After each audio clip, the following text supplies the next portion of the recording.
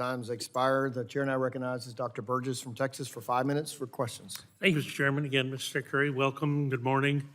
Yes, ARPA-H, important. I hope you'll look favorably on the state of Texas to locate it at an area that has already proven an ability to provide what you're looking for with some of the work the state has done on cancer prevention and research. So you've had a busy week and you've been into a fair number of committees, both on this side of the hill and the other side of the hill. There seems to be a narrative emerging that HHS is attempting to convince Congress that there's been a much higher volume of claims under the No Surprises Act, a higher volume of claims submitted for independent dispute resolution than anyone could have predicted.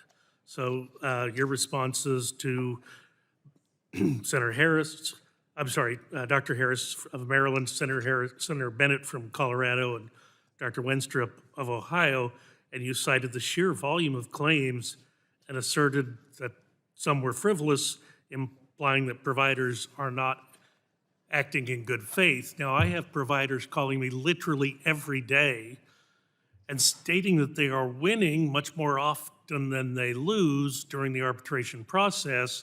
Their win rate is over 75%. Unfortunately, because of the HHS backlog, only 3% of the submissions have made it through the process. So what's the deal here? Are the claims that are being submitted really not actually necessary? And it's hard to square that with the fact that so many are decided in favor of the intervener. And Congressman, thank you for asking the question, because I'm going to connect the final dots to what you just said.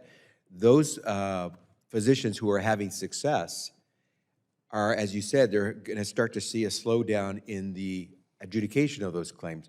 The reason they're going to see a slowdown is because neither you nor I or anyone who actually had the wisdom to propose and enact the No Surprises Act believed that we were going to have the volume of submissions of claims.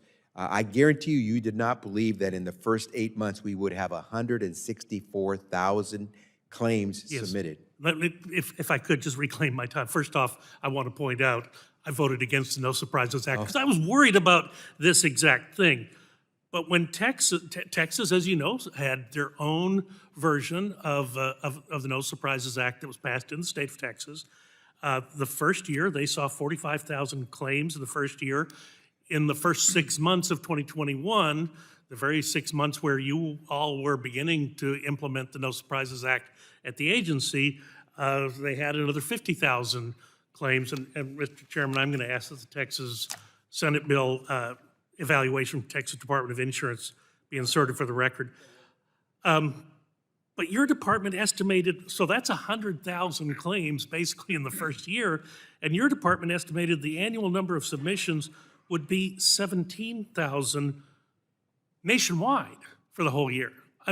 Did you not look at the data that had already been accumulated in a single state that had implemented a similar law in the year and a half before you're started? I mean, I can only draw the conclusion that you didn't look at the data that was available, and then to turn around and blame providers for your department not being prepared for the volume of claims, it just doesn't square with me. And from everything I've heard so far this week, I believe that to the extent of this process is a failure, and it's a failure because of poor planning on the part of HHS and mismanagement of the law passed by Congress.